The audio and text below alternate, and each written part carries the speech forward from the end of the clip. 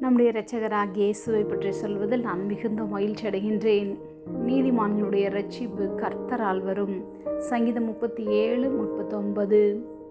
நீதிமான்களுடைய இரட்சிப்பு கர்த்தரால் வரும். இக்கட்டு காலத்தில் அவரே அவர்கள் அடைக்கலம். அவருடைய சுத்த கிருபையினால் தான் நாம் எல்லாரும் நீதிமான்களாக்கப்பட்டிருக்கிறோம்.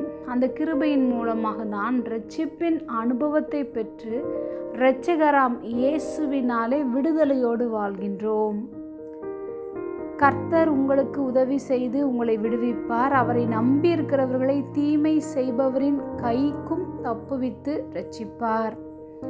ஆபிரகாமின் சகோதரருடைய குமாரனாகிய லோத்து சோதோமில் குடியிருந்தபடியால் அவனையும் அவன் பொருள்களையும் எதிரி நாட்டு ராஜாக்கள் பிடித்து கொண்டு போய்விட்டார்கள்.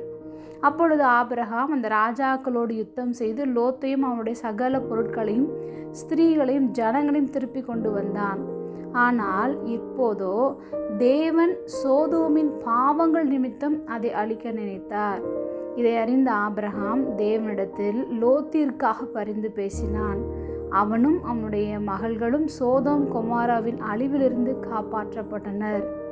இன்றும் நீதிமான்களாகிய உங்கள் நிமித்தமாக உங்கள் குடும்பத்தையும் தேவன் இரட்சிக்க, விடுவிக்க, காப்பாற்ற வல்லமை உள்ளவராக இருக்கின்றார்.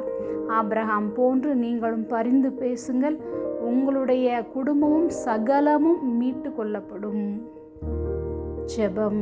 அன்பின் பரம தகப்பனே, எப்பொழுதும் எங்களோடு கூட இருக்கிறவராகவே இருக்கிறவரே, எங்களுடைய இரட்சிப்பு உம்மால் வந்ததற்காக நாங்கள் நன்றி செலுத்துகிறோம்.